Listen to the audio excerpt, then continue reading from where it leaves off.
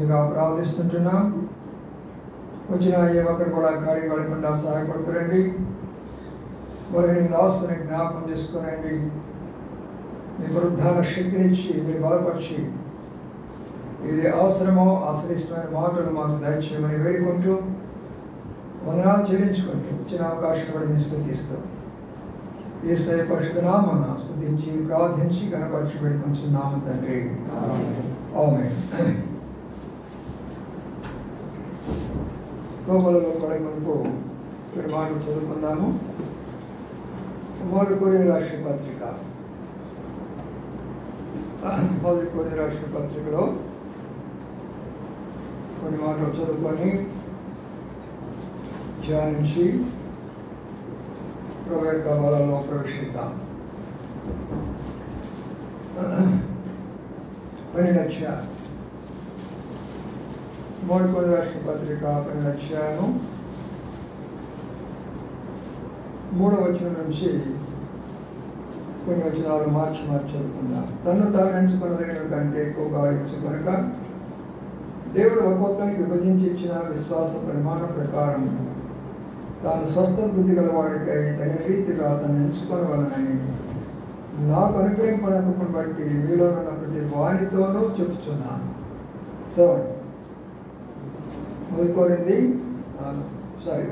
రోమీయులకు రాసిన పత్రిక 12వ అధ్యాయం 12వ అధ్యాయము 1 కొరింథీయులకు చదువుకున్నాను. రోమీయులకు రాసిన పత్రిక 12వ అధ్యాయము 3వ జరిగిన 4తో అండి.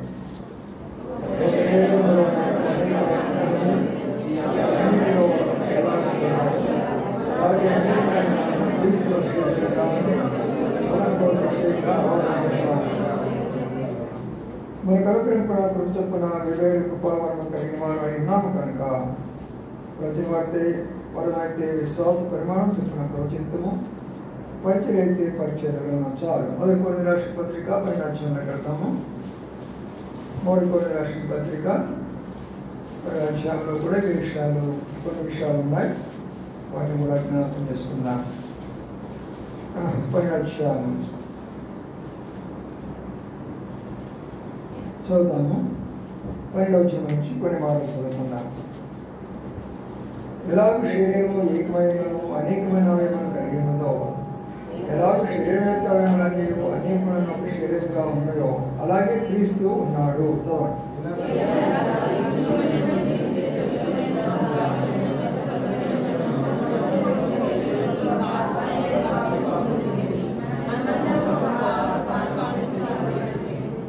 శరీరం ఒక్కటే అవయముగా ఉండగా అనేకమైన అవయములుగా ఉన్నది.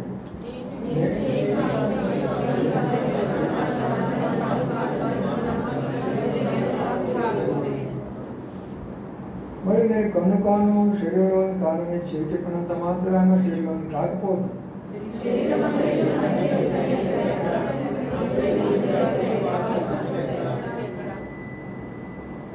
తిరిగి 26వ వచనాన్ని అక్కడికి చదువుకున్నాను. కాగా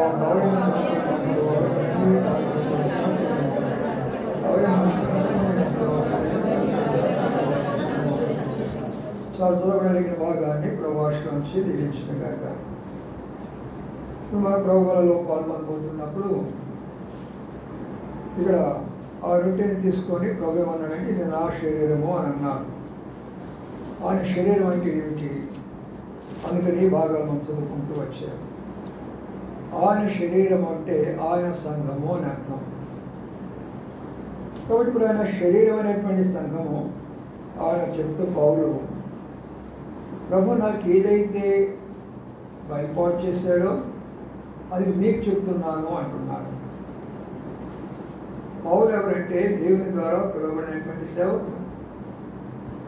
ఎందుకు పౌలు దేవుడు పిలిచినాడు అంటే అనేకమైనటువంటి యొక్క దేవుని యొక్క తలంపులు, దేవుని యొక్క ఆలోచనలు, దేవుని యొక్క మార్గాలు ప్రజలకు బోధించడానికి కొరకు. అందుకనే పౌలు ఏమంటున్నట్టే నాకు ఆయన అనుగ్రహించిన కృప చొప్పున మీకు తెలియచేస్తున్నాను. ఎవరెవరో కాదు, దైవ సేవకులుగా అనగా పౌలు పిలువబడినటువంటి దైవ సేవకులు. కాబట్టి పిల్లరా మనం మొదటిగా గమనించవలసిన విషయం ఏంటంటే మనము దేవుని ఇంటికి వచ్చేది దేని కొరకు అంటే రెండు కారణాలు ఉన్నాయి. ఒకటి, ఈ లోకంలో ఉన్నప్పుడు మనం ఎలాగా జీవించాలా. రెండు, ఈ లోక యాత్ర ముగించిన తర్వాత మనం ఎక్కడికి వెళ్ళాలా. ఈ రెండు చాలా ప్రాముఖ్యమే. దాని కొరకే ఎన్ని సంఘాలు ఉన్నా, ఎన్ని పాస్టర్లు ఉన్నా, ఎన్ని సేవకులు ఉన్నా, ఎన్ని రకాల పరిచర్య జరుగుతున్నా, ఇంతకుమించి ఏమి లేదు. రెండు కారణాలు. ఈ లోకంలో ఉన్నప్పుడు దేవుని నమ్మిన బిడ్డలుగా మనం ఎలాగా ఉండాలి, ఎలాగా ఉంటే మనం పరలోక రాజ్యంలో వెళతాం.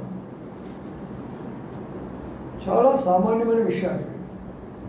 ఆ విషయాలు తెలిసేసిన దాని కొరకు దేవుడు ఏం చేస్తున్నాడంటే కొంతమందిని ప్రత్యేకంగా ఏర్పాటు చేసుకొని వారి ద్వారా ఆ విషయాలు మనకు తెలియజేస్తుంటున్నారు. అందుకని ఇక్కడ 3 కొరింథీయులో అనేకమైన మర్మాలు ఉన్నాయి. ఆ మర్మాల్లో ఒక మర్మం ఏంటంటే క్రీస్తు యొక్క సంఘము యొక్క మర్మము అంటారు. సంఘము అంటే ఏమిటి అసలు? సంఘం అనేది దేనిని పిలుస్తారు? పిలిచిన తర్వాత సంఘం ఎలాగా ఉంటుంది, దాని రూపురేఖలు ఎలాగా ఉంటున్నది, అలా ఎలాగా అది మార్పు చెందుతూ వస్తున్నది, అది ఎలాగా ప్రభు వచ్చినప్పుడు సిద్ధపడి ఉంటుంది. అందుకనే ఆ విషయాలు రాస్తూ ఇక్కడ చెప్తూ ఉంటున్నాడు. అపోస్తుల కార్యములో ఒక మాట మనం చదువుకుంటే 20 మాట ఉంటుంది. దేవుడు తన స్వరక్తం ఇచ్చి సంపాదించిన సంఘం అంటాడు. ఇక్కడ కూర్చున్న మీరు అందరూ కూడా దేవుని సంఘంలో నేను ఉండాలి అనుకున్న వాళ్ళు ఆయన రక్తంలో కడగబడ్డారా? పాపాలు ఒప్పుకున్నారా? ఎంతకాలము నామకార్థంగా వచ్చిపోతాం చెప్పండి. ఎన్నో దినాలు, వారాలు, నెలలు వస్తున్నాం, మంచిదే. అది మనం అందరము కూడా ప్రతి ఒక్కరము కూడా యేసయ్య నా కొరకు నువ్వు రక్తం కార్చావు కదా, ఆ రక్తంలో నన్ను కడిగి శుభ్రపరిచి నీ కుమారుడిగా నీ కుమార్తెగా చేసి నీ సంఘములో చేర్చయ్యా. ఇది ఏ సంఘం? అది యేసు రక్తం ద్వారా కడగబడినటువంటి యొక్క సంఘం. యేసు రక్తం ద్వారా కడగబడిన సంఘములో నీవు ఉన్నావా? ఈ ప్రపంచంలో ఉన్న సంఘాలన్నిటిలో ఎక్కడెక్కడ యేసు రక్తంలో కడగబడినటువంటి సంఘాలన్నీ పరలోకంలో చూడవచ్చు. నామకార్థంగా ఉన్న సంఘాలన్నీ కూడా నరకములో చూడవచ్చు.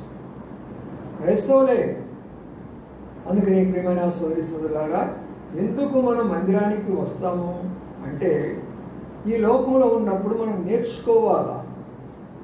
మన యొక్క జీవితము, లేక కుటుంబం గల వాళ్ళు కుటుంబ జీవితము, లేక రకరకాల ఉద్యోగాలు కలిగిన వారు సమాజంలో ఉన్నప్పుడు వారు ఎలాగా ఉండాలి, అనేకమైనటువంటి అనుభవాలు మనం పొందాలి అనే విషయాలు ఇక్కడ దేవుడు తన పరిశుద్ధాత్మ ద్వారా దైవ సేవకుల ద్వారా బోధించబడతారు. దాని కొరకే మేము పిలువబడ్డాము. దాని కొరకే దివారాత్రులు ఆయన సన్నిధిలో ఉంటాము.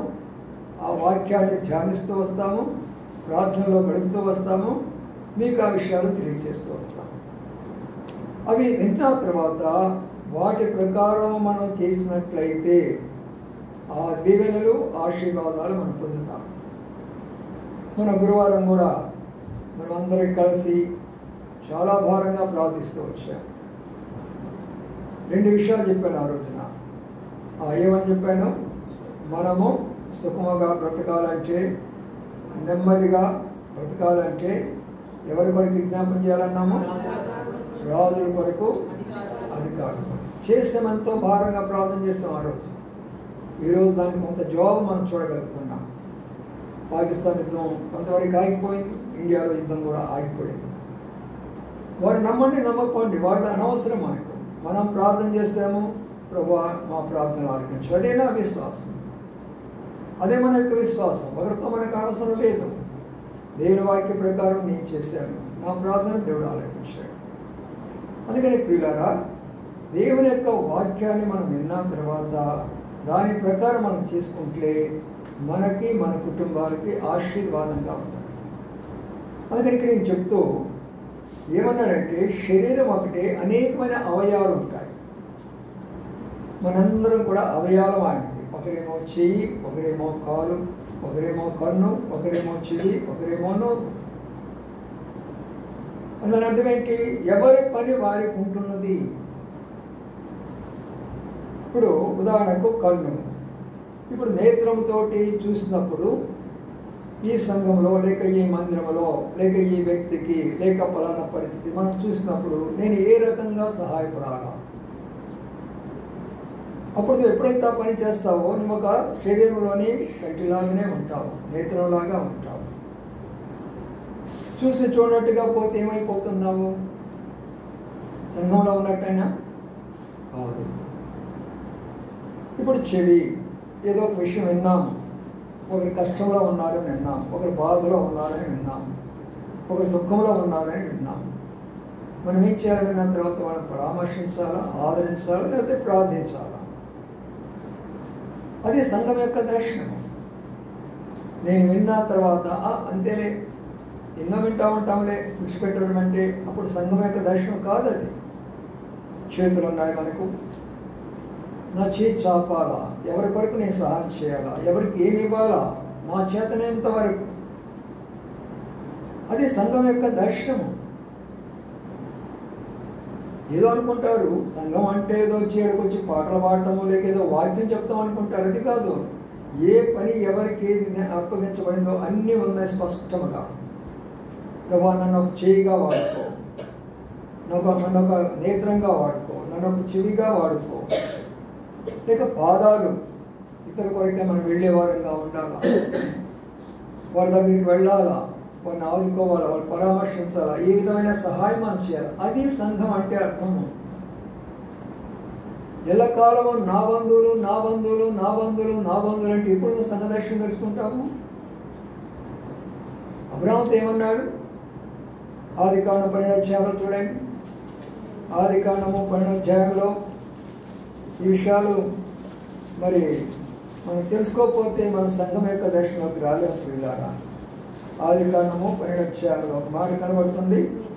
1వ వచనం సహోదరుడు చదవండి. నీవు లేచి నీ దేశం నుండి నీ బంధువుల యొద్ద నుండి నీ తండ్రి ఇంటి నుండి. ఏమండి ఏమన్నాడు? నీవు లేచి ఎవరి దగ్గర నుంచి? నీ బంధువుల యొద్ద నుండి వెళ్ళిపోమన్నాడు. మారు మనసు పొందిన తర్వాత కూడా ఆ బంధువులు పెట్టుకుంటే అవే మనకు అంటుకుంటాయి. అవే పద్ధతులు, అవే ఆచారాలు, అవే విధానాలు, అదే విధానం మనం వెళ్ళాల్సిందే. యేసుప్రభువు ఏమన్నాడు?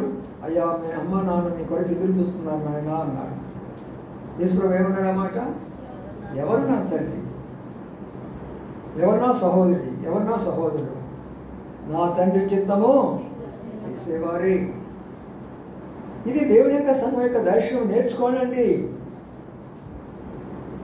మనమంతా ఒక సంఘంలో ఉన్నాము. అందుకని ఒక రొట్టె అంటే మనమందరం ఒక సంఘం అని అర్థం.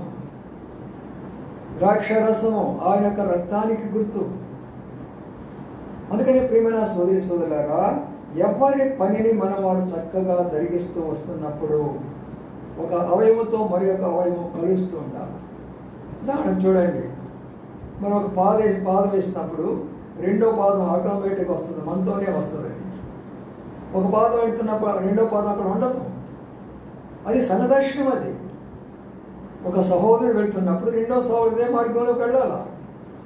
ఒక సహోదరి వెళ్తున్నప్పుడు రెండో సహోదరి అది వెళ్ళాలా. అది సంఘదర్శనం. నీవు లేచి నీ బంధువుల దగ్గర నుంచి ఎందుకు వెళ్ళిపోమన్నాడంటే ఆ బంధువులు నీకు అడ్డం వస్తారు. ఎంతవరకు అడ్డం వస్తారంటే పరలోకానికి పోకుండా అడ్డం వస్తారు.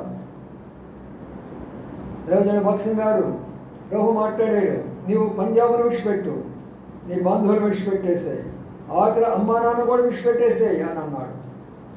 ఎందుకన్నాడు ఆ మాట? ఎవరైతే ఆయన యొక్క పిలుపు కొరకై, ఆయన పరిచయ కొరకై ఆటంకరంగా ఉంచారో వారిని దేవుడు ఏమంటున్నాడంటే విడిచిపెట్టేసేయి అంటున్నాడు. కాబట్టి నా ప్రియమైన సోదరి సోదరులారా, సంఘ దర్శనంకి రండి. మనమంతా ఒక శరీరముగా ఉండాలి. ఎక్కడికి పోయినా సరే అందరూ కలిసి ఉండాలా. ఏ పని చేసినా కూడా అది దేవుని యొక్క సంఘానికి గుర్తు. ఇప్పుడు కాలు నొప్పితో బాధపడి అవతల పడుతూ ఉంటే మిగతా అవయాలన్నీ ఏమనుకుంటాయి అంటే పర్వాలేదు నాకేం నొప్పి లేదంటే రేపు నీ చేతికి నొప్పి వస్తుంది. అప్పుడు ఎవరు చూస్తారు? ఇది గొప్ప రహస్యం, ఇది సంఘం యొక్క మర్మము. పౌలు చెప్తున్నది మామూలు మాట కాదు. ఇది సంఘంలో ఉన్నటువంటి మనము ఒకరికొకరి అవయవులై ఉన్నాము. నేను చెవిని కాదు, నేను నేత్రాన్ని కాదు, నేను చెయ్యిని కాదన్నాను మాత్రాను కాకపోవు. ఎందుకు? పాపక్షమాపణ పొందావు. ఎందుకు? బాప్తిసం తీసుకున్నావు. ఎందుకు? హస్త నిక్షేపణ పొందావు. ఎలాగా వెళ్తావు సంఘంలో నుండి? గొప్ప దర్శనంతో కూడినటువంటి సంఘం ఇది. అందుకనే నేను కానన్నంత మాత్రాన్ని కాకపోవు. పౌలు రాస్తూ ఈ దర్శనంలోకి మీరు రావాలి అంటే ఇంకో మాట అన్నాడు ఆయన. ఏమన్నాడు తెలిసిన? ఒక అవయవం శ్రమ పడినప్పుడు మిగతా అవయాలు కొన్ని అన్నాడా, అన్ని అన్నాడా? అన్నీ. ఆ అవయవంతో కూడా శ్రమ పడాలి. ఒక అవయము సంతోషించినప్పుడు అవయాలు కొన్ని అన్నాడా, అన్ని అన్నాడా? అన్నీ సంతోషించాలి. అది సంఘం యొక్క దర్శనం. అది ఆ రోజు నేను కొంచెం కాళ్ళు పడి దెబ్బతిని బాగా నొప్పుగా ఉండి రాలేకపోయినాను. మీ అందరూ వచ్చారు, చాలా అంత ఎండలో కూడా చాలా సంఘం మొత్తం వచ్చారు నన్ను చూడడానికి. చాలా సంతోషం. కానీ ఎందుకు వచ్చారు నేను చెప్పను కూడా చెప్పాను తెలియాలి ఆ టైంలో. ఆయన మీ యొక్క ప్రేమను బట్టి వచ్చారు, చూశారు. అలాగనే ప్రతి ఒక్క సహోదరి విషయంలో, ప్రతి ఒక్క సహోదరి విషయంలో మనం మనసు కలిగి ఉండాలి. అది కేవలం నా కొరకు కాదు, ఒక ప్రత్యేకమైన వ్యక్తి కాదు. అందుకని మనం చదువుకున్న మాట ఏంటంటే, యూదులమైనను, గ్రీసు దేశస్థులమైనను, దాసులమైనను, స్వతంత్రులమైనను మనం అందరినీ ఒక్క శరీరము. ఇక్కడ భేదభావాలన్నీ కొట్టివేయబడ్డాయి. మేము యూదులని చెప్పుకునేదానికి ఎవరికి అధికారం లేదు. మేము ధనవంతులని చెప్పుకునేదానికి ఇక్కడ అధికారం లేదు. మేము గొప్పవారు అని చెప్పుకునే అధికారం ఇక్కడ ఎవరికి లేదు. శరీరంలో అన్ని అవయవాలు సమానము. అందుకని ఈ దర్శనంలోకి మనం రావాలి. కలిసి ప్రార్థించాలి, కలిసి పోరాడాలి, సంఘముగా ప్రతి దాని కొరకే మనం నిలబడాలి. ఈరోజు ఏమంటున్నారు? దేశం ఏమంటున్నారు? మనం అందరం కూడా దేశం కొరకే పోరాడాలి, దేశం కొరకే పోరాడాలి, దేశం కొరకే పోరాడాలంటే అమాయకులైనటువంటి యవనస్తులు అందరూ ఏమంటున్నారు? మేము వస్తాము అంటారు. దాని యొక్క రహస్యం వారికి తెలియదు కాబట్టి. అలాంటప్పుడు దేవుని కొరకై మనం శాశ్వతమైనటువంటి ఈ దేశము, దీని కొరకై పోరాడడానికి వారు వస్తున్నప్పుడు శాస్త్రమైనటువంటి ఆ రాజ్యం కొరకై మనం అంతగా పోరాడాలా. అందుకనే కలిసి సంఘముగా కలిసి ఆ గొప్ప రహస్యంలోకి మనం రావాలి. ఒక కార్యక్రమం జరిగించాము అంటే నేనుగా జరిగించేది సంఘముగా జరిగిస్తుంటున్నా. ఒక సువార్త లేక ఇంకొకటి ఏదైనా ప్రత్యేకమైన కోడికి కలిగి ఏదైనా మీటింగ్ పెడుతుంటే నేనుగా జరిగించేది మనం అందరం కలిసి జరిగిస్తుంటున్నాం. అప్పుడు మీరు ఏమనుకోవాలి అంటే, ఎప్పుడైతే ఒక అనౌన్స్మెంట్ ఇక్కడ జరిగిపోతున్నదో ఆ రోజు మీరు ఏం చేసుకోవాలంటే, అది నా అన్న, అది నా తమ్ముడు, అది నా అక్క, నా చెల్లెలు, నా ఇంటి వారు అనే దర్శనంలోకి మనం రావాలి. అది ఏదైనా కావచ్చు. ఆ ఫంక్షను ఒకవేళ వివాహమే కావచ్చు, లేదా మరి ఒకటి కృతజ్ఞత కూడికి కావచ్చు. ఏ కూడికైనా సరే ఏం చేసుకోవాలండి? మనము సంఘముగా కలిసి ఇక్కడ ఒక రొట్టెలో పాలు పొందేటటువంటి మనము ఏమని నిర్ణయించుకోవాలి? అదిగో ఫలానా రోజున దైవ సేవకులు ప్రకటించారు. ఆ ప్రకటించిన ప్రకారం ఆ రోజున ఏమైనా సరే, సెలవైనా పెట్టైనా సరే, నా అన్నదమ్ములతో అక్క చెల్లెలతో నేను ఉంటానని ఎప్పుడైతే నువ్వు అంటావో, సంఘంగా వచ్చినప్పుడు అందరం కలిసి వెళ్ళిపోతాం. నీ బంధువులందరూ ఇక్కడే ఉండిపోతారు. మార్పు లేనటువంటి బంధువులందరూ ఇక్కడే ఉండిపోతారు. వారి కొరకు కాదు మనం జీవించాల్సినటువంటిది, దేవుని బిడ్డల కొరకై జీవించాలా. దేవుని ఇంటిలో కులాలు, మతాలు, జాతులు, ఎక్కువ తక్కువ అనేది ఉండదు. అందుకనే మనం పాడేము, నల్లని వారని, తెల్లని వారని, ధనికులని, దరిద్రులని భేదము లేదు. శాంతి, ఆనందమే నిజమైనటువంటిది. నా ప్రియమైన సోదరులారా, రండి సంఘ దర్శనంలోకి.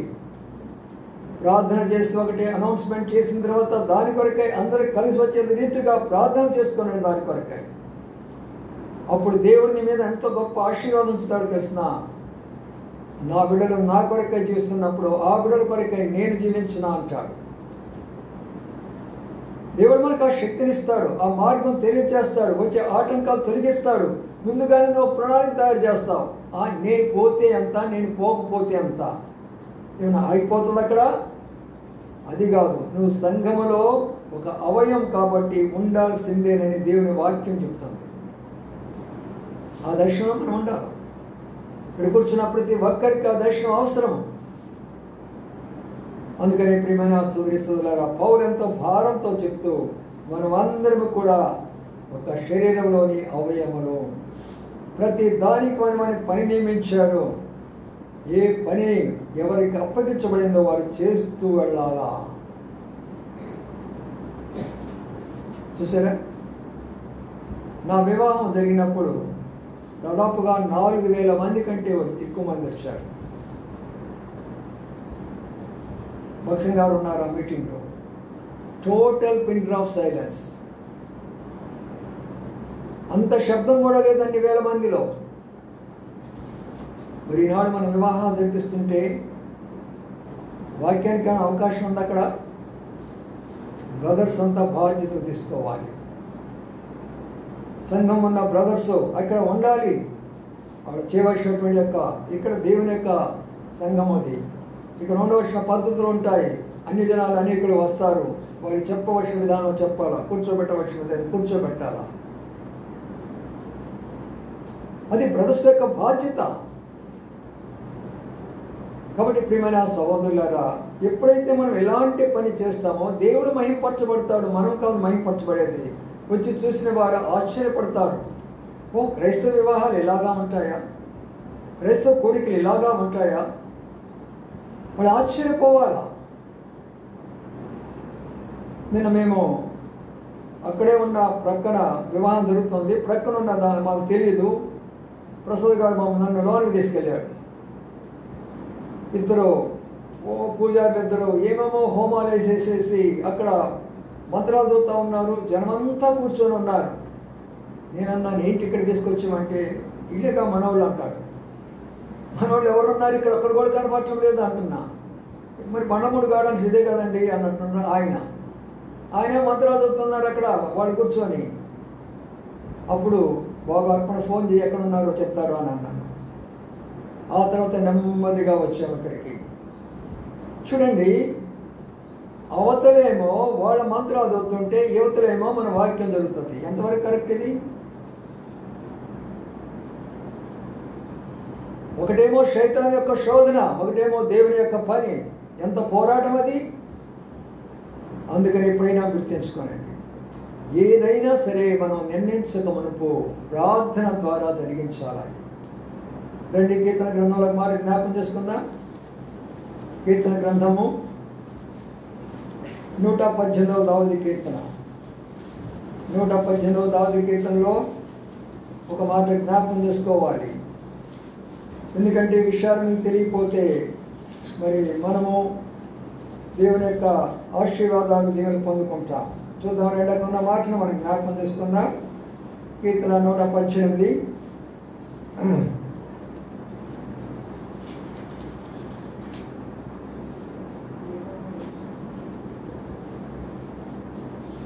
అక్కడే ఉన్న వాటిను చూడండి. 24 వచ్చిన అంటున్నాడు, ఇది యెహోవా ఏర్పాటు చేసిన దినము, దీని యందు మనము ఉత్సాహించి సంతోషించదము.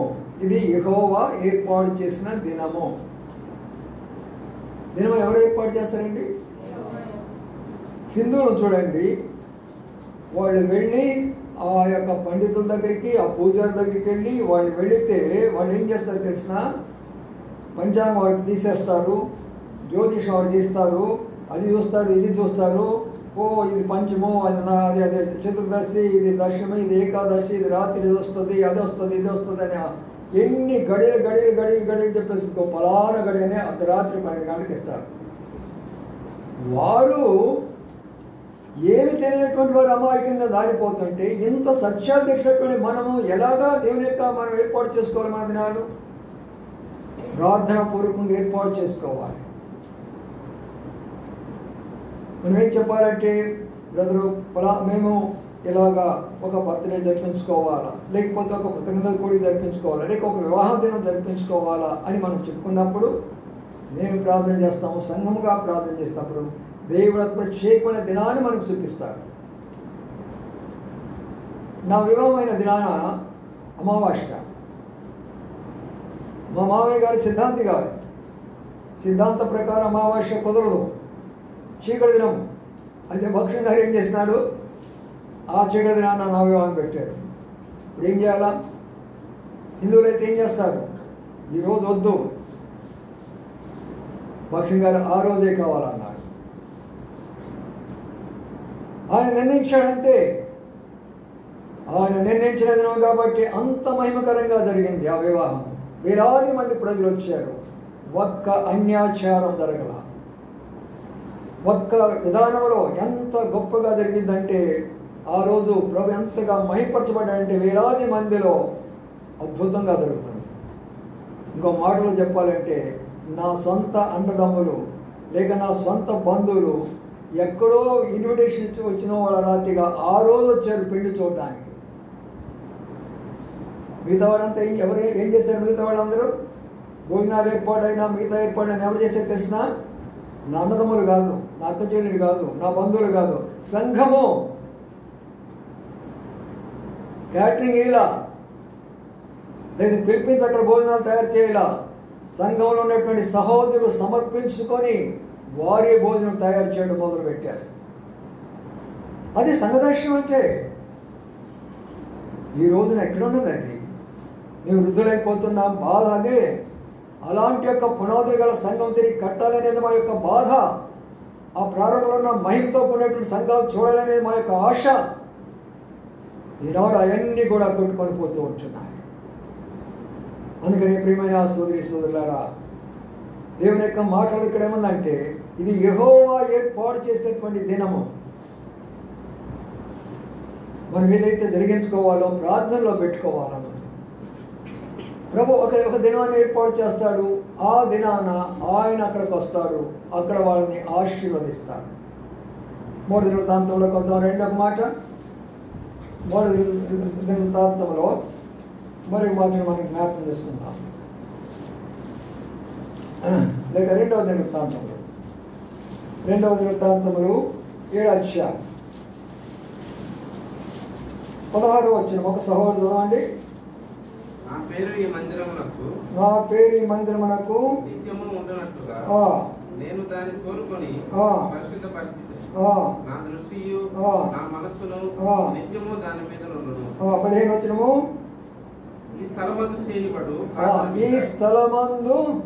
ప్రార్థన. దేవుడు ఒక స్థలాన్ని నిర్ణయిస్తాడు. ప్రతిదానికి దేవుడు ఒక స్థలాన్ని నిర్ణయిస్తాడు. ప్రతిదానికి భక్సింగ్ గారి టైంలో ఎప్పుడు కూడా ఈ యొక్క ఫంక్షన్స్ హాల్స్ అనే మాట మాకు తెలియనే తెలియదు. ఏది జరిగినా మందిరంలో జరగాల్సిందే. ఒకవేళ మందిరం పట్టకపోతే గుడారాలు వేస్తారు బయట. ఎన్నో వేల మంది తగినటువంటి గుడారాలు వేస్తారు వాళ్ళు. అయితే దేవుని యొక్క సన్నిధి అక్కడ ఉంటుంది. మనం చేసుకునేటువంటి సందర్భాల్లో పెళ్ళిళ్ళు అక్కడే, చావులు అక్కడే, కర్మాలు అక్కడే, ఎంగేజ్మెంట్లు అక్కడే, సమస్తము అక్కడే. దేవుని మందిరాల్లో చేసుకోవడం నేర్చుకోండి. అప్పుడే దేవుని యొక్క సన్నిధి అక్కడ ఉంటుంది, దేవుని దృష్టి అక్కడ ఉంటుంది, దైవ క్రమం అక్కడ ఉంటుంది, దేవుని స్వరం అక్కడ ఉంటుంది, మనుషులు మార్పు వస్తుంది అక్కడ. అది దేవుని యొక్క సంఘం యొక్క ప్రత్యక్షత. నా దృష్టి అక్కడ ఉంటున్నది, ఒక స్థలం మీద ఉంటుంది. ఏ స్థలంలో ఉంటుంది? మనం ఏమనుకుంటాం, పెద్ద ఫంక్షన్ హాల్ ఉంది, పెద్ద మాకు ఏసీలు ఉన్నాయి అని అనేక సార్లు మనం కోరుకుంటూ ఉంటాం. దేవుని సన్నిధి ఉండాలా, దేవుని దృష్టి అక్కడ ఉండాలా, దేవుని యొక్క ఆత్మ కార్యం అక్కడ జరిగించాలా. ఆయన కోరుకున్న దినము, ఆయన ఏర్పాటు చేసిన దినము.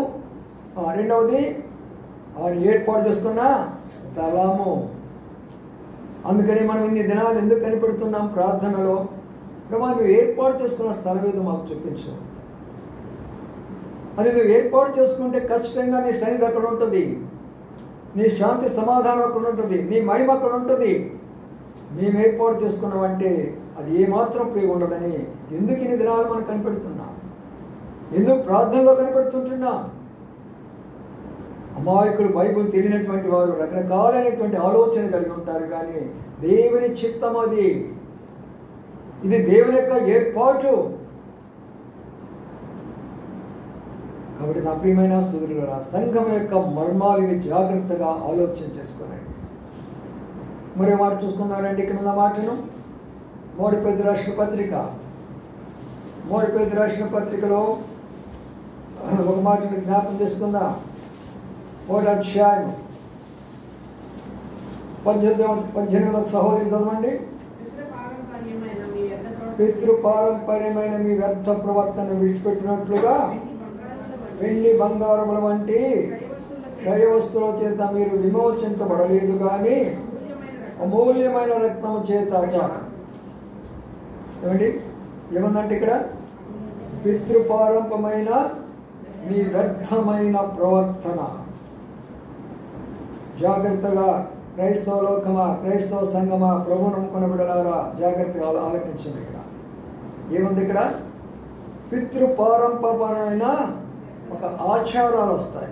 మన పితరుల నుంచి కొన్ని ఆచారాలు వస్తాయి. ఆ ఆచారాల్లోనే మనం పోతుంటే దేవుడు మనల్ని ఎలాగ ఆశీర్వదించగలడు? మన కుటుంబాలను ఎలాగ ఆశీర్వదించగలడు? ఆచారాలను పడగొట్టడానికి ఆయన అమూల్యమైన రక్తాన్ని కార్చినాడు. ఇంకా మనం అదే ఆచారాల్లో పోదాం అనుకుంటే ఎలాగో? ఆచారాల నుంచి మనం బయటికి రావాలా? దేవుని యొక్క సంఘము ఆచారాల నుంచి బయటికి రావాలా? పరిశుద్ధమైనటువంటి సంఘముగా ఉండాలా? మనం అనేకమైన ఆచారాలు ఉన్నాయి, అనేకమైనటువంటి పద్ధతులు ఉన్నాయి. మనం కానీ ఇప్పుడు సమయంలో చెప్పుకోవడానికి ఒక్కసారి కానీ లేవే కాండము, సంఖ్యాకాండము, ఇరిమియా గ్రంథం మీద చదవగలిగితే ఎంతమంది మంత్రజ్ఞుల దగ్గరికి వెళ్తారో, ఎంతమంది శకునగాండ్ర దగ్గరికి వెళ్తారో, ఎంతమంది రకరకాలైనటువంటి యొక్క మరి పిశాచుల దగ్గరికి వెళ్తూ వస్తారు, ఎంతమంది ఎన్ని రకాల విగ్రహాలను పూజ చేసుకుంటూ వస్తారు, ఎంతమంది ఎన్ని విధాలుగా దేవుడని చెప్పుకుంటూనే ఉన్నారు, నా ప్రజలని చెప్పుకుంటూనే ఉన్నారు. ప్రతి వారి హృదయాల్లో విగ్రహాలు పెట్టుకొని ఉన్నారు. వాళ్ళు ఒక్కొక్క హృదయంలో ఒక్కొక్క విగ్రహం ఉంటూనే ఉంది. అందుకని నా ప్రియమైన సోదరి సోదరులారా, ఎందుకు ఈ విషయాలు చెప్తున్నానంటే, ఇక రానున్న దినాల్లోనైనా మీరు బాగా ప్రార్థన చేసుకొని సంఘం యొక్క మర్మంలోకి మీరు రండి. నేను ప్రార్థన చేస్తున్నప్పుడు ప్రభు నాకు అదే చెప్పాడు. ప్రభా ఏమిటి ఇవన్నీ కూడా అని అన్నప్పుడు, ఇది నీ తప్పు కాదా? నీవెందుకు వాళ్ళకి బోధించడం లేదు ఈ విషయాలు? వాడికి తెలియని విషయాలన్నీ కూడా నువ్వు చెప్తూ ఉన్నావా?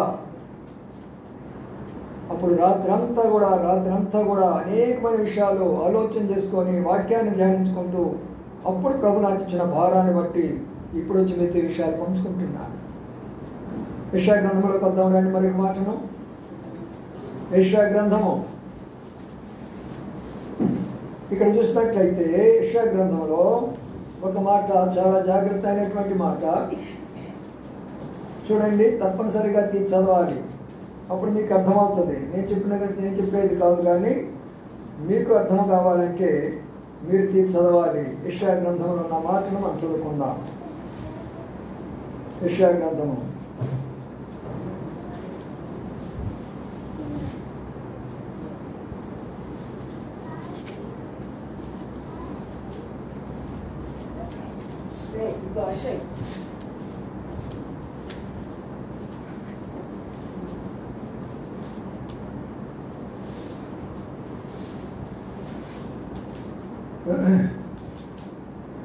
చూడండి. ఇక్కడ యెషయా గ్రంథంలో ఉన్న మాటను రాస్తూ ఒక మాటను జ్ఞాపకం చేస్తూ వచ్చాడు. చూడండి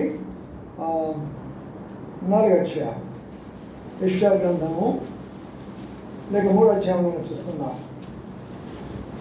16వ వచనం నుంచి మరొక సహోదరి చదవండి స్పష్టంగా గట్టిగా. మరియు యెహోవా సెలవిచ్చినదేమనగా, సియోను కుమార్తెలు గర్విష్ఠులు త్రాడుపై నడచాచి నడుచుచు ఘోర చూపులు చూచుచు పులుపుతో నడుచుచు తమ కాళ్ళ గజ్జలను రోధించుచున్నారు. కాబట్టి ప్రభు సియోను కుమార్తెల నడినెత్తి పోటు చేయును. యెహోవా వారి మానమును బయలుపరచును. ఆ దినమున యెహోవా కళ్ళు కళ్ళుమను వారి పాద భూషణములను, సూర్యబింబ భూషణములను, చంద్రవంకలను భూషణములను, కర్ణ భూషణములను, కడియములను, నాణ్యమైన ముసుగులను, కుళాయిలను, కాళ్ళ గొలుసులను, గొడ్డాణములను, పరిమళ ద్రవ్యపు పరిణలను, రక్షరేకులను, ఉంగరములను, ముక్కు కమ్ములను. చూడండి, చాలా ఉన్నాయి. ఎవరిలో ఉన్నాయండి ఇవన్నీ? అన్యుల్లోనా? ఎవరిలో ఉన్నాయని చెప్పారు? సియోను కుమారి. ప్రభు నమ్ముకున్న తర్వాత కూడా నాకు కాళ్ళు గొలుసు కావాలా, నాకు చెవులు కావాలా, మెడలు కావాలా, నెత్తికి కావాలా, అక్కడ కావాలా, వడ్రాణం కావాలంటే ఏ మారు మనసు పొందినట్టు మనం, ఏ మారు మనసు మనం పొందుతున్నాం. అసలు ఎలాగ ఉండాలో మారు మనసు అంటే భర్తలను బాధ పెడుతూ ఉంటారు, మెడలోకి దండ కావాలంటూనే ఉంటారు. లోన్లు పెట్టుకోవాల్సిందే, నాకు అన్నీ బంగారం అంతా చేసి మెడంతా పెట్టమని అంటా ఉంటారు. ఏమన్నా చూడండి, ఇక్కడ అన్యాచారాల్లో సియోను కుమారులో ఉన్నాయి. అందుకని ప్రియమైన సోదరులారా, ఇవన్నీ పెట్టుకుని నువ్వు ఎట్లా దేవుని బిడ్డ అయిపోతావు? బయలు పట్టుకుంటే మాత్రం దేవుని బిడ్డ అయిపోతావా? లేక మందిరం వచ్చి కూర్చున్నది మాత్రం దేవుని బిడ్డ అయిపోతావా? కుళ్ళాయిలంట, గొలుసులంట, వడ్డాణాలంట, ఇంకా అత్తరబాణీలంట, ఎన్ని ఉన్నాయో చూడండి. అక్కడ చెవులకి, ముక్కులకి ఎన్ని ఉన్నాయో చూడండి సియోను కుమారులు. ఇప్పుడు నీకేంటి గుర్తు చెప్పు నాకు.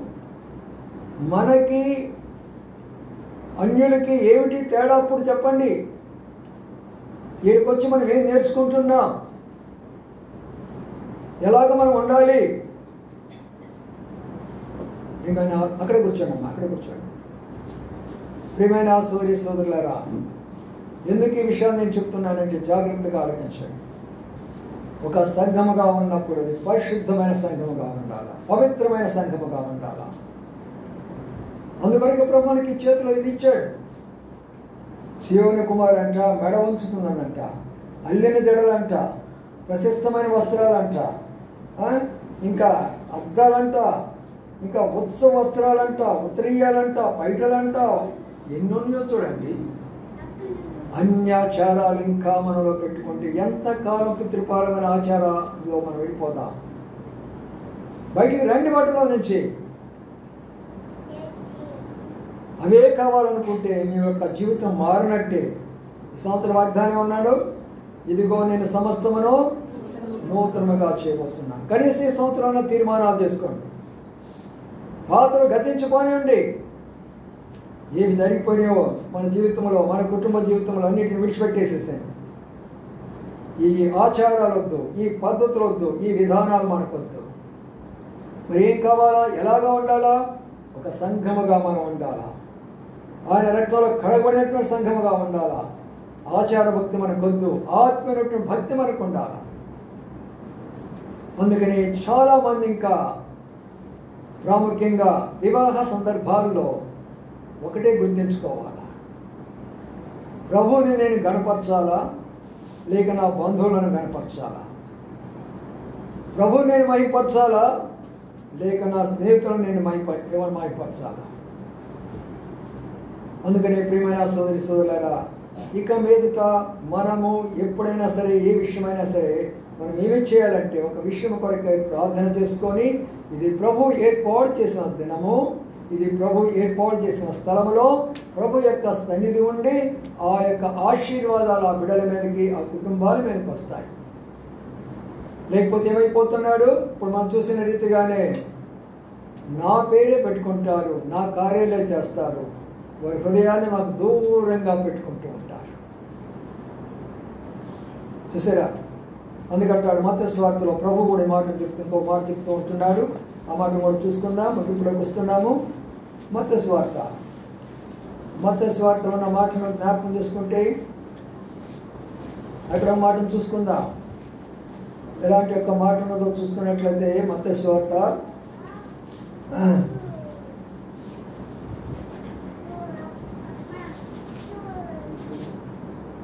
ప్రభు చెప్తే ఈ యొక్క మాట ఉపయోగించాడు అక్కడ. మత్తయి సువార్త 6వ అధ్యాయం, మత్తయి సువార్త 6వ అధ్యాయము 24వ వచనం సహోదరి చదవండి. ఎవడును ఇద్దరు యజమానులకు దాసులుగా ఉన్న నేలలో అతడు ఒకని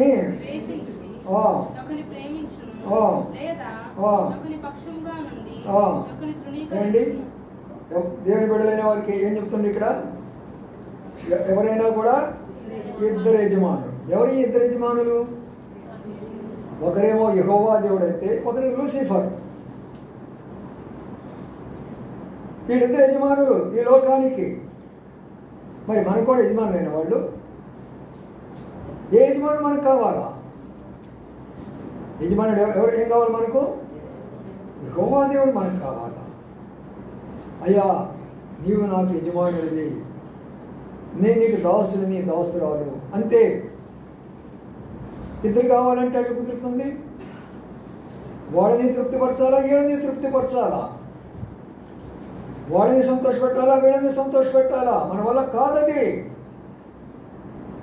దేవుని కొరకై రోషము పౌరుషము కలిగినటువంటి యొక్క విశ్వాసులుగా మనం జీవించినప్పుడు దేవుడు మన కొరకై జీవిస్తాడు, మన పక్షముగా జీవిస్తాడు. ఆయన అద్భుతమైన కార్యాలు మనం చూస్తాము. ప్రియులారా, ఇద్దరు యజమానులు కోరుకోగాకండి, ప్రభువునే కోరుకోవాలా. అది కావాలా, నాకు ఇది కావాలా, లోకము కావాలా, మందిరం కావాలా, సినిమా హాల్ కావాలా, విశ్వాసులు కావాలా, లోకస్తులు కావాలా, బైబిల్ కావాలా, లోక సంబంధమే కావాలా? ఎంతకాలం అలా ఉంటారు? ఎంతకాలం నమ్మకార్థంగా జీవిస్తాము? మనము దేవుని యొక్క శరీరం. ఆ సంఘము పవిత్రంగా ఉండాలి, ఆ సంఘము పరిశుద్ధంగా ఉండాలి. అందుకని నిన్న కూడా వివాహ సందర్భంలో 2 మాటలు చెప్తూ వచ్చాను. చూడండి, ఆ 2 మాటలు కూడా జ్ఞాపకం చేసుకుందా? ఎఫెసీయుల రాసిన పత్రికలో ఆ 2 మాటలు మనం జ్ఞాపకం చేసుకుందాం. 22వ వచనము, 5వ అధ్యాయం 22వ వచనము. సహోదరి చదవండి. స్త్రీలారా ఏమన్నామా? ఏమన్నా చెప్పండి, మీరే చెప్పండి జాగ్రత్తగా. మేము పొలలో పాల్పొందుతున్నా, మార్మల్స్ పొందుతున్నా అని అంటాం కాదు. ఇక్కడ 2 కండిషన్లు పెట్టాడు ప్రభు. ఏం పెట్టాడు తెలిసిన? ప్రభువునకు వలె నీ పురుషులకు లోపడమన్నాడు. అంటే ముందు ఎవరిని పెట్టాడు? ముందు ప్రభువుకు లోపడదు. ముందు ప్రభువుకు నువ్వు లోబడితే నీ పురుషుడు కూడా లోబడతావు. నీ పురుషులకు లోబడటం లేదంటే ప్రభు కూడా లోబడినట్టే. అందుకనే భార్యలు వస్తారు కానీ భర్తలు రారు. ప్రియమైన సోదరులు, ఒకసారి బాగా అర్థం చేసుకోరండి. ప్రభువా, నేను నీకు లోబడుతున్నప్పుడు నా భర్త ఎందుకు రావటం లేదని ఎంత భారంగా ప్రార్థన చేస్తావు, ఎంత కన్నీరు కార్చి ప్రార్థన చేస్తావు. ఇన్ని సందర్భాల్లో బ్రతిమలాడుకున్నావు, నీ భర్త కొరకు ఎన్నిసార్లు ఏడ్చినావు. నీ కళ్ళ ముందే నువ్వు పరలోకంలో ఉన్నప్పుడు, నీ కళ్ళ ముందే అగ్నిగుండంలో కాలుతూ ఉన్నప్పుడు చూస్తా ఏడుస్తావు. ఆ రోజున అల్లాడిపోతూ ఉంటాడే, కేకలేస్తూ ఉంటాడే, రంకెలేస్తూ ఉంటాడే, అగ్నిని తట్టుకోలేక నీ కళ్ళతోనే చూస్తావు ఆ విషయాలన్నీ కూడా. లాజరు అక్కడ ఉన్నప్పుడు, ధనవంతుడు కాలిపోతున్నప్పుడు ఏమన్నాడు? అయ్యా లాజరు పంపించవా? చూస్తాము కళ్ళతోటి. స్త్రీలారా, ప్రభువునకు వలె మీ సొంత భర్తలకు లోబడి. లోబడుతున్నామా? సొంత భర్తలని ఎందుకన్నాడు? వివాహం అయిన తర్వాత మన కన్ను వేరే వైపు వెళ్ళకూడదు. వివాహం కాముదే పొరపాటు జరిగిపోయినాయి. వివాహం అయిన తర్వాత వాగ్దానం చేసావు నీవు. వేలాది మంది ప్రజలలో చేయబట్టి ఆ వాగ్దానం చేశావు. దేవుని సన్నిధిలో నిన్ను తప్పక వేరే వాళ్ళని నేను ప్రేమించను, వేరే వాళ్ళని దృష్టి పోనివ్వను, మన వరకు నీకు నమ్మకం ఉంటానని వాగ్దానం చేసామే. అది సంఘం అంటే, అది నిజమైనటువంటి సంఘం అంటే. ప్రభువునకు వలె మీ సొంత పురుషులకు లోబడటం నేర్చుకోండి. లోబడితే నీ కుటుంబంలో ఆశీర్వాదము. ప్రభు ఏమన్నాడు? నా ఆజ్ఞను నువ్వు విన్నట్లయితే నేను నీకు ఈ ఆశీర్వాదం ఇస్తున్నాను అన్నాడు. నీ భూఫలము, నీ గర్భఫలము నేను దీవిస్తాను అని అన్నాడు. నీ పశువుల మందలో నేను దీవిస్తాను అన్నాడు. నీవు బయటికి పోయినా, నువ్వు లోనికి వచ్చినా నేను దీవిస్తాను అన్నాడు. ఎందుకంటే నా ఆజ్ఞకు లోబడి నీ యొక్క భర్తకు లోబడ్డావు కాబట్టి. లోబడుతున్నామా? తీర్మానాలు చేసుకోనండి. ఇంకా ఎవరైతే అలాంటి ఒక అనుభవం లేదో, భర్తలకు లోబడలేకపోతున్నారో, కొంతమంది భర్తలు కంప్లైంట్ చేస్తుంటున్నారు. ఆమె అక్కడికి వస్తారు కానీ బాగా వాక్యం వింటారే కానీ ఇంటి దగ్గర చూస్తే ఆమె పరిస్థితి ఇలాగా ఉంటుంది బ్రదర్. అందుకని నేను రాలేకపోతున్నాను. వీళ్ళకి అలాంటి సాక్ష్యం సంఘంలో ఉండకూడదు. నిజమైన సంఘం ఎలాగుండాలో అర్థం చేసుకోనండి. ఎంతో భారంతో చెప్తున్నాను ఈ రోజున. లోబడి ఉండటం మనం ఎప్పుడైతే నేర్చుకుంటామో వెంటనే రెండో కార్యాన్ని అక్కడ చదువుతుంది. ఇప్పుడు ఒక సహోదరుడు చదవండి 25వ వచనం. మీరు మీ భార్యలను ప్రేమించి అది కళంకమైనను ముడతైనను మరి ఏదైనా లేక పరిశుద్ధమైనది గాను నిర్దోషమైనది గాను మహిమగల సంఘము గాను ఆయన తన ఎదుట దాన్ని నిలవబెట్టుకొనవలెనని వాక్యముతో స్నానము చేత దాన్ని పవిత్రపరిచి పరిశుద్ధపరిచితకై దాని కొరకు తన్ను తాను అప్పగించుకున్నాడయ్యా. భార్య కొరకు మనం ఏం చేయాలా? అప్పగించుకోండి. అప్పగించుకోవడం అంటే ఏంటి? వాళ్ళ చేతులు మనం అప్పగించుకోవడమే. వాళ్ళని పొద్దుకుక్కులు మనము మన పాదాల కిందే తొక్కేస్తామంటే వాళ్ళు ఎంతకాలం విశ్వాసంలో ఉంటారు? నేను నీకు అప్పగించుకున్నానమ్మా, నేను నాకు అప్పగించుకున్నాను. ఇదొక మర్మం. ఇది సంఘం యొక్క మర్మం. ఇది కుటుంబం యొక్క మర్మం. ఇది నన్ను నేను అప్పగించుకున్నాను అంటే దాని అర్థం ఏంటి? నా శరీరాన్ని నీకు అప్పగించాను. దాని అర్థం ఏంటి? నా ధనాన్ని నీకు అప్పగించాను. ఇంకా దాని అర్థం ఏంటి? నా సమయాన్ని నీకు అప్పగించాను. ఎక్కడెక్కడెక్కడో తిరిగి వస్తూ ఉంటావు. భార్యతో అరగంట సేపు మాట్లాడలేవు. అలసిపోయినానులే, పడుకుంటానులే. కుటుంబం ఎలా కట్టుకోగలం? కుటుంబం ఎలా కట్టుకోగలం? అందుకనే చెప్తున్నాను, మీరు భార్యల కొరకై అప్పగించుకోండి. అప్పుడు భార్యలు లోబడుతూ ఉంటారు. కుటుంబం ఎంతో సంతోషంగా ఉంటుంది. దేవుని యొక్క చిత్తాన్ని ఇద్దరు నెరవేరుస్తున్నారు కాబట్టి ఆ కుటుంబంలో శాంతి సమాధానంతో ప్రబలిస్తారు. అది అప్పగించుకోవడం అంటే ఎట్లా ఉంటుందంట? నీవు అప్పగించుకుంటే సంఘం ఎలా ఉంది? మహిమకరంగా ఉంది. రేపు భార్య అనేకులు మహిమకరంగా కనబడుతుంది. సంఘం ఎలాగుంది?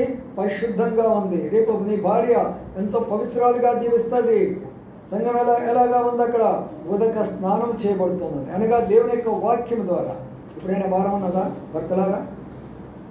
ఏమా ఈరోజు బైబిల్ స్టడీ సిద్ధంగా ఉండి నేను వస్తాను ఆఫీస్ నుంచి, మన ఇద్దరు వెళదాము.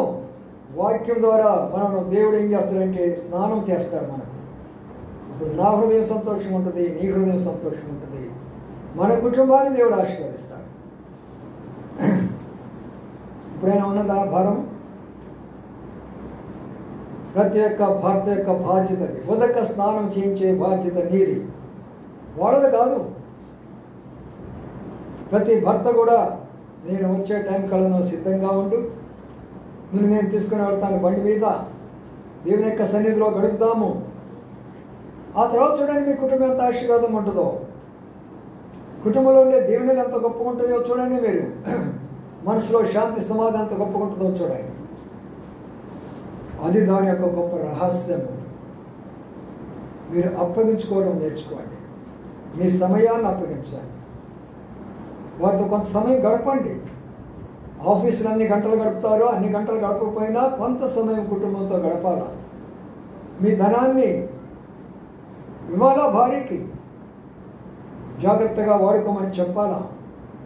అప్పులు పాలు చేసుకోవద్దని చెప్పాలా. ఇవన్నీ కూడా మన యొక్క బాధ్యతలు. అది ప్రేమించడం అంటే అర్థం. అది ప్రేమిస్తున్నాము, మనం వెళ్దాము, అదిగో పాలు కాక వెళ్ళేసి ఒక రౌండ్ కొట్టేసేద్దాం, మనం అక్కడ ఎంజాయ్ చేద్దాం అంటే ఏమైనారు వాళ్ళందరూ? పోయినారు పైకి. ఏదంటే ఈ లోక సంబంధమైన ఎంజాయ్మెంట్ కాదు. భార్యాభర్తలుగా సాధ్యమైనంత వరకు హోటల్ తినవద్దు. ఎందుకు భార్యనిచ్చింది? ఎందుకు మీరు తీసుకొని రాలేదా కూరగాయలు? భార్యగా ఉండలేదా? భార్య కూడా నేర్చుకున్నారు. పోయిరండి, ఆర్డర్ పెట్టండి, హోటల్ తీసుకొని రండి, నేనేం చేయలేకపోతున్నాను, బలహీనం అయిపోయింది, అందుకే నా నిన్ను చేసుకుంది పెళ్ళి. వాడు హోటల్లో తెచ్చి తినడానికేనా? కష్టపడండి, మీ చేతనేంత వరకు వారికి కావలసినటువంటి ఆహారం సిద్ధపరచుంటాను. ఎప్పుడు కూడా పెట్టొద్దు, హోటల్కి పెట్టొద్దు. అది దేవుని యొక్క బిడ్డల లక్షణం కాదు.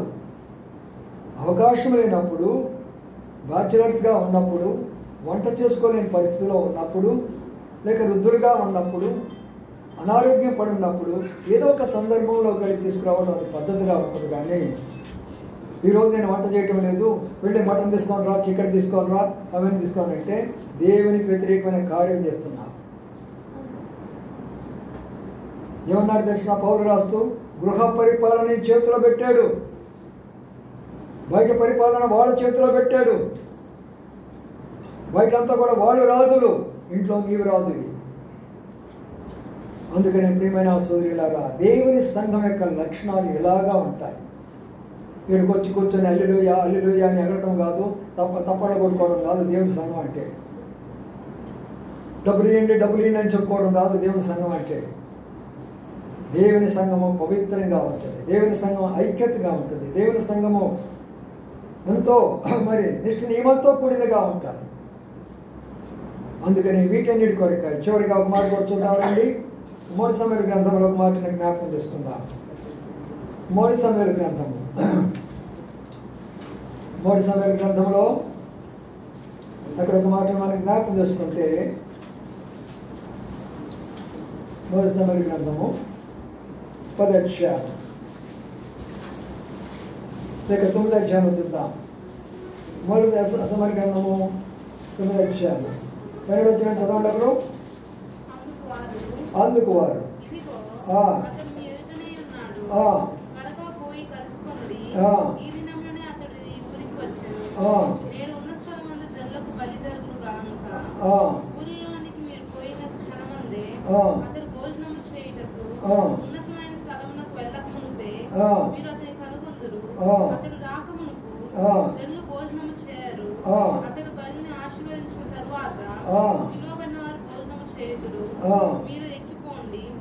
అతని చూచుటకు ఇదే సమయం అని చెప్పింది.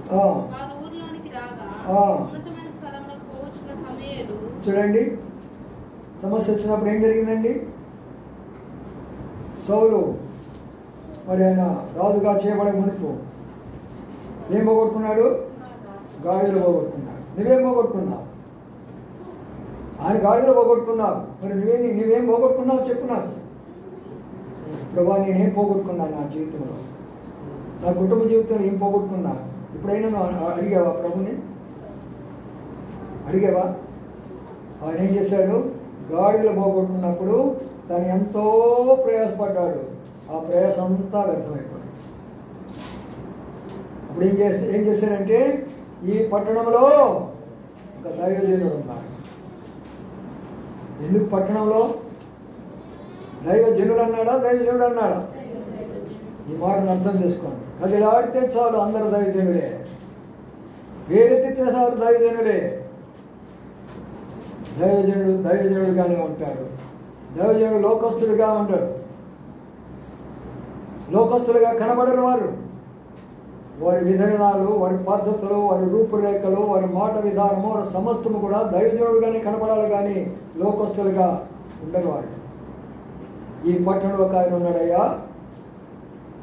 ఆయన రాకముందు ఇక్కడ ఎవరు కూడా భోజనము చేయరు. ఆయన వచ్చి బలి అర్పించిన తర్వాత అందరం భోజనం చేస్తాము. ఆయన ఏమైతే చెప్తాడో అది మాకు జరుగుతున్నది అని. దాని అర్థం ఏంటంటే, ప్రతి సంఘానికి దేవుడు ఒక దైవజనుడిని ఎందుకు ఇస్తాడు అంటే, వారి కొరకే బలి అర్పించేవాడు, వారి కొరకే ప్రార్థించేవాడు, వారి సమస్యలను పరిష్కరించేవాడు, వారు పోగొట్టుకున్న దాన్ని తిరిగి తిప్పి తెచ్చేంత వరకు కూడా వారి కొరకే పోరాడేవాడు ప్రార్థనలో. అందుకని సమూయేలు దేవుని కొరకే అర్పించబడినటువంటి బిడ్డ. తన తల్లి దేవుని కొరకే అర్పించాడు సమూయేలుని. అందుకని అంత గొప్ప స్థాయిలోకి ఎదిగాడు. ఎంత స్థాయిలోకి ఎదిగాడంటే, ఈ పట్టణంలో ఒక దైవజనుడు ఉన్నాడు, గొప్ప సాక్ష్యము. అతను ఏమి చెప్పినది జరుగుతున్నది, గొప్ప సాక్ష్యము. ఆయన రాకముందు ఎవరు భోజనం చేయరు, గొప్ప సాక్ష్యము. ఆయన బలర్పించిన తర్వాత మా సమస్యలన్నీ కూడా తొలగిపోతాయి. అందుకని పిల్లరా, పాస్టర్ గారు అంటే వచ్చి ఏదో కూర్చొని 4 మాటలు చెప్పి ఆయన కాదు పాస్టర్ గారు అంటే. దేవుని సేవకులు అంటే ఏదో అక్కడ వచ్చేసి ఏదో 4 మాటల్లాగా చెప్పుకొని పోయేవాడు కాదు. ఎన్ని బాధ్యతలు మా మీద ఉంటాయో తెలిసిన. ఇవన్నీ కానీ నేను చెప్పకపోతే ఏమంటాయో తెలిసిన, నరపుత్రుడా నీవు చెప్పలేదు కాబట్టి దోషం అంతా నీ మీదకే వస్తుందని నా మీద పెడతాడు. దేవుని వాక్యం కానీ తెలిసి కానీ నేను చెప్పలేదంటే ఎస్కేల్ గ్రంథంలో ఉన్నది 3వ అధ్యాయం మాటలో, నీవు తెలిసి వారికి ఎందుకు చెప్పలేదు నీవంటే నీవే దానికి కారణము. వారి మీద నేను నింద మోపను, వారి మీద దోషం మోపను. ఆ దోషం అంతా నీ నెత్తి మీద వేస్తాడని నా నెత్తి మీద వేస్తాడు. నిన్ను పిలిచిందెందుకు, నిన్ను పోషిస్తుందెందుకు, నిన్ను కాపాడుతుందెందుకు, నిన్ను సంరక్షిస్తుందని నా మాటలు కూడా చెప్పలేనటువంటి వాడు నీవేం సేవకుడు నాకు. అందుకని ఇంత భారంతో నిజమైన సేవకులు చెప్తూ వస్తారు. వాటిని మనం వినాలా, నమ్మాలా, అనుసరించాలా. అప్పుడు ఆశీర్వాదాలు ఏదో మనకు దొరుకుతాయి. పిల్లలారా, హెబ్రీ రాష్ట్ర పత్రిక ఒక మాట ఉంది. ఇదే సందర్భాన్ని బట్టి ఆ మాట అంటున్నాడు ఆయన. పౌలు రాస్తూ అంటాడు ఈ మాట. హెబ్రీ రాష్ట్ర పత్రికలో ఒక మాట చదువుకుందాము, బలలోకి వెళ్ళిపోదాం. హెబ్రీ రాష్ట్ర పత్రికలో ఈ మాటను అందరం కలిసి చదువుకుందాము. అందరు తీయండి బైబిల్ని. హెబ్రీ పత్రికలో ఉన్నది ఆఖరి అధ్యాయంలో 13వ అధ్యాయం. హెబ్రీ 13వ అధ్యాయంలో 17వ వచనాన్ని అందరూ కలిసి చదువుకున్నాం. 17 మీ పైన నాయకులు ఉన్నవారు వచ్చిందిగా మీ ఆత్మను కాల్చున్నారు, మీరు దుఃఖముతో పనిచేసినగా మీకు నిష్ప్రయోజనం కనుక దుఃఖముతో కాక ఆనందంతో వచ్చినట్లు వారి మాటని వారికి లోబడి. ఏమండి ఏమన్నాడు ఇక్కడ? మీ పైన నాయకులు ఉన్నవారు ఏం చెప్పాలంట? మేము, మీరు కాదు. ఇన్ని ఆత్మలు నీకు అప్పగించేనే, ఆ ముత్యాలరెడ్డి నగర్లో ఇన్ని ఆత్మలు నీకు అప్పగించేనే, వాటి విషయంలో నన్ను రేపు దేవుడు లెక్క అడుగుతారు. ఇక్కడ కూర్చున్న ప్రతి ఒక్కరి యొక్క విషయంలో, చిన్న బిడ్డలకు నువ్వు సండే స్కూల్ ఏర్పాటు చేసేవా, యవనస్తులకు కూడికి ఏర్పాటు చేసేవా, సహోదరులకు సహోదరు యొక్క పరిచయం ఏర్పాటు చేసేవా, సంఘానికి కావలసినటువంటి సరిపడినంత ఆత్మీయ ఆహారం నువ్వు ఇస్తున్నావా, ఆ వాక్యం నీ స్వలాభం కొరకే బోధించుకుంటున్నావా, లేక వారి క్షేమం కొరకే చెప్తుంటున్నావా? రేపు అన్ని అడుగుతాడు నాయన. నేనేం చెప్పాలా? చేతులు కట్టుకొని దోషిగా నిలబడాలా. అందుకని ప్రియమైన సోదరులారా, ఎందుకు ఇంత భారంగా ఈరోజు నేను చెప్తున్నానంటే, మనం నిజమైన సంఘముగా తయారవడానికి ఈ నూతన సంవత్సరంలో పాతవన్నీ తీసేసుకుందాం, పాత పద్ధతులు తీసివేసుకుందాం. మీకు ఏదైనా సరే ఒక విషయము కొరకై మీరు జరిగించాలన్నప్పుడు రండి దైవ సేవకుల దగ్గరికి, మనం ప్రార్థన చేస్తాము, ఆ తారీఖు నిర్ణయిస్తాము. ఫలానా రోజున ఫలానా స్థలంలో ఫలానా కోరిక జరుగుతున్నది. అప్పుడు సంఘముగా వచ్చేదాని కొరకై ప్రయత్నం చేయండి. అది ఏదైనా సరే పరిస్థితి, మరీ రానటువంటి పరిస్థితులు అయితే మనం ఏం చెప్పలేము. అలాంటి వారిని రాగలిగిన వారందరికీ కూడా ఆ శరీరంలో ఉన్నటువంటి ఒక రహస్యాన్ని మనం చూస్తూ వచ్చాం కాబట్టి ఒక అవయవానికి 2వ అవయంగా తోడుగా ఉంటాం. కలిసి ప్రతి ఒక్క పరిచర్యల ముందుకు వెళ్ళిపోతాం. అప్పుడు ఆ సంఘము ప్రభు వచ్చినప్పుడు నిర్దోషమైన సంఘంగా కనబడుతుంది. ఆ సంఘం ప్రభు దగ్గరికి వచ్చినప్పుడు ఎత్తబడే సంఘముగా ఉంటుంది. ఆ సంఘమును చూసినప్పుడు ప్రభు యొక్క ఆశీర్వాదాలు దీవెనలు ఉంటాయి. అందుకని కుటుంబాలైనా సరే, సంఘమైనా సరే, ఈరోజు ఉన్నటువంటి మర్మాలన్నీ కూడా జాగ్రత్తగా ఉంచుకోండి. అన్యాచారాలు దొరికిపోవద్దు. అదే మనం చూస్తే ఇందాక, ఇంకా నీవు అన్యాచారాల్లో పోయినావా తల బోడినెత్తి చేస్తానని చెప్పాడు. తర్వాత నేను అసహ్యపడతానని చెప్పాడు. వాడు ఎంత ఏడ్చినా కూడా వాళ్ళ ప్రార్థన నేను ఆలకించనని చెప్పాడు. వాళ్ళ కన్నీళ్ళు చూసినా కూడా వాళ్ళ కన్నీళ్ళు చూసి నేను నవ్వుతానని చెప్పాడు దేవుడు. ఎందుకంటే వారు నేను చెప్పినటువంటి సమయాన్ని ఉపయోగించలేదు, నా మాటలు వినలేదు. కాబట్టి వారు మొరపెట్టినప్పుడు నేను వినకపోగా నేను నవ్వుతానని చెప్పాడు. జాగ్రత్తగా మనం ఉండాలా. ఆచారాలు పాటించగాకండి. ప్రభు దగ్గర ఒప్పుకున్నావు, పాపాలు ఒప్పుకున్నావు, ఆచారాలు ఒప్పుకున్నావు, లోకం ఒప్పుకున్నావు, విడిచిపెట్టేసేయి. దాన్ని వెంటేసుకొని రాగాకండి. మన సంఘం అంతా కలుషితం అయిపోతూ వస్తుంది. లోకమంతా కూడా సంఘంలో కనబడుతూ వస్తుంది. పరిశుద్ధమైన సంఘముగా మనం ఉండాలి అన్నప్పుడు ప్రభువా ఆ యొక్క రొట్టెలో నేను పాల్పొందుతున్నాను. అది పరిశుద్ధమైనటువంటి యొక్క రొట్టె, అది కాల్చబడేటువంటి రొట్టె. కాల్చడానికి ఏంటి తెలిసిన శ్రమలు. మన బంధువులు విడిచిపెట్టాలంటే మనకు శ్రమలే. నిన్నే మరి మా బంధువుల యొక్క మన సహోదరి అనగా పాస్టర్ గారి యొక్క బంధువు, సొంత బంధువుల యొక్క పెళ్లి అక్కడ జరుగుతుంది, మేము ఇక్కడ పెళ్లి జరుగుతున్నాం. వాళ్ళ సొంతది అక్కడ అంతా జరిగితే మొత్తం బంధువులు ఉన్నారంట. నేను ఫోన్ చేసి చెప్తున్నారు, ఆంటీ నీ ఒక్కరే కనబడటం లేదు, అందరూ కనబడ్డారు ఇక్కడ అని అన్నారు. మేము ఎక్కడ కనబడుతున్నాం? మా బంధువులు ఎవరు? మీరు మా బంధువులు. మీ మధ్యలో మేమున్నాం. శరీర సంబంధమైన మా బంధువుల్లో మేము లేదు. అక్కడ పెళ్లి జరుగుతూనే ఉంటాయి. ఆ సత్యంలో మనం వద్దాం, ఆ సత్యంలో నిలబడదాం, ఒకరికొకరు తోడుగా ఉందాం. ఈ కార్యక్రమం చేసిన ప్రభు మన కొరకై చేద్దాం. రండి ప్రార్థన చేసుకుందాం.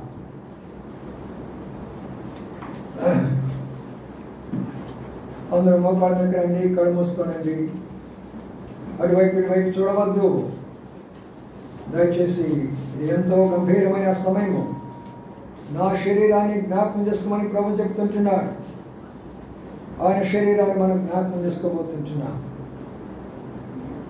ప్రియమైన సహోదర సహోదరి, ఒకసారి పరిశీలన చేసుకో హృదయాన్ని.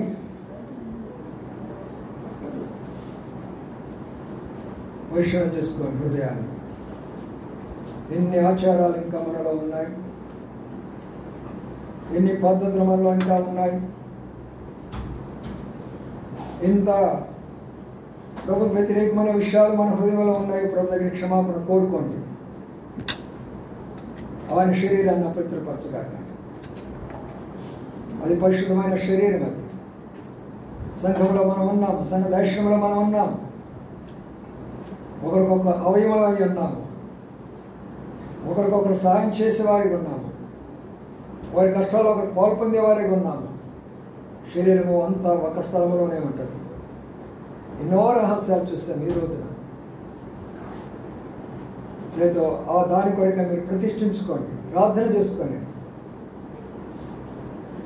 అందుకొరకే దేవుడు మమ్మల్ని పిలిచాడు, సత్యాలు మీకు చెప్పాలనేది. మమ్మల్ని ఇంకా బ్రతికిస్తున్నాడంటే సత్యాలు మీకు చెప్పాలనేది. చెప్పకపోతే మా బాధ్యత. దయచేసి ప్రతి ఒక్కరు కూడా ఇక్కడ రావడం కాదు సోదరుడా, నువ్వు చేసిన తీర్మానం కట్టుబడి ఉండు. ప్రభు కొరకు నీవే తీర్మానం చేసుకున్నావు, దానికి కట్టుబడి ఉండు.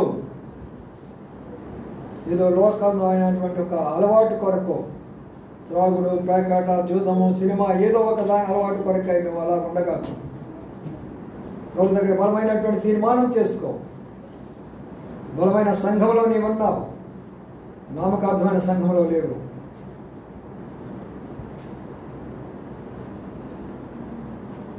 ఏ పొరపాటు ప్రభుత్వంలో చూపిస్తూ వచ్చాడు, ఏ బలహీనత మనలో ప్రభు చూపిస్తూ వచ్చాడు, వాటన్నిటిని కూడా విడిచిపెట్టేసుకొని నూతనంగా ప్రతిష్ఠించుకుందాం. ప్రభువులోకి వెళ్ళిపోదాం.